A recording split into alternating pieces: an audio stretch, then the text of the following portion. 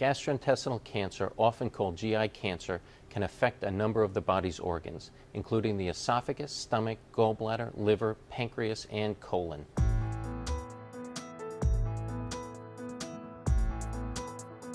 The symptoms and signs of GI cancer can vary immensely depending on the type of GI cancer that's involved.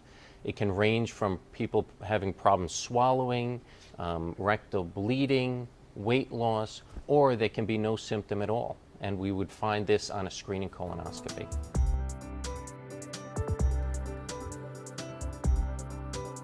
The risk factors for GI cancer can vary depending on the type of cancer involved.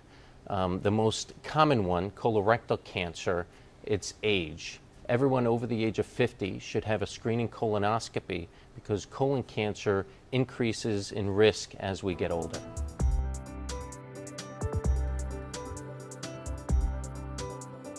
GI cancers are diagnosed in different ways depending on the cancer that we suspect. If a patient presents with problems swallowing, we would go ahead and proceed with an upper endoscopy to evaluate the esophagus or stomach for cancers, let's say in the esophagus and stomach. If we suspect a colon cancer with bleeding or even just during the screening colonoscopy, we would proceed with a colonoscopy and evaluate the colon at that time. Other cancers such as liver and pancreas, those patients would present in different ways, and we would usually diagnose those with imaging modalities such as CAT scan.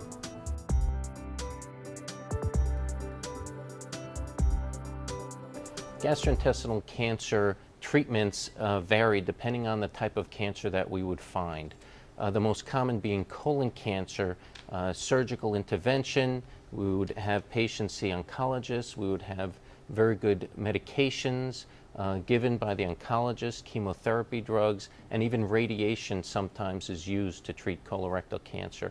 The other cancers within the esophagus, stomach, liver, pancreas, those treatment options would be discussed with the oncologist specialist along with the other specialists such as surgeons and gastroenterologists at the time to determine which treatment options are best for that person.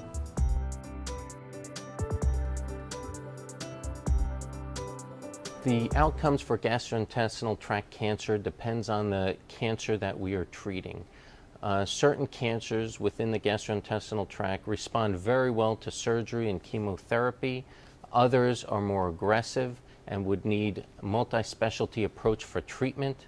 I would give as an example colorectal cancer. It responds very well to just surgical options. We would remove that primary cancer and the patient does very well over time.